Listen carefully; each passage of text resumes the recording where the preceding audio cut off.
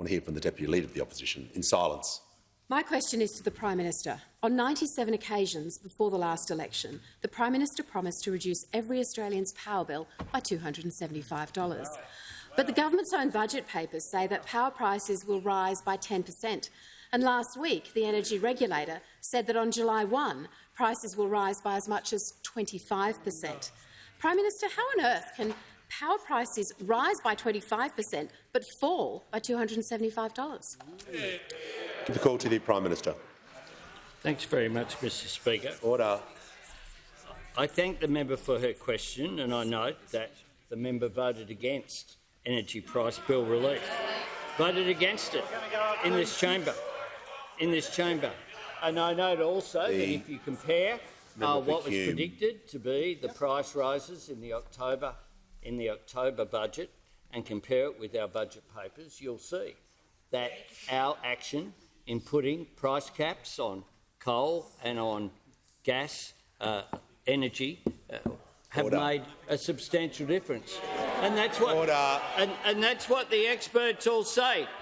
But I'm asked about cheaper energy, and I have seen a proposal for cheaper energy, Mr Speaker. I can inform the House that I've seen a proposal for free electricity, Mr Speaker. Free. Because the member for New England had to say this about nuclear power. I say, how about we do this?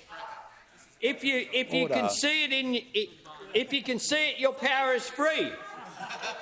You know what I think a lot of your listeners would do? They'll say, paint it red and put it on a hill so I can have a good line of sight to it.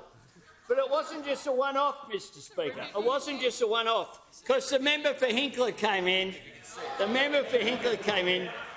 And he said this. The member for Hinkler. In my view, and this is just my view, it has to go to a community that supports it. Because we know the big problem with them is they have this policy. And I know the Leader of the Opposition has problems with costings policy, but there's a costing here. Do I think... The Prime Minister will pause, and the Deputy Leader of the Opposition on a point of order. On relevance, Mr Speaker, it was a tight question. How can power prices rise by 25% but fall by $275? Order. Resume your seat. The Prime Minister is being relevant regarding power bills and energy prices. I'm listening to his answer carefully. In continuation, the Prime Minister has the call. Thanks very much, Mr Speaker, because this quote's a cracker about how things can cost something but apparently be free.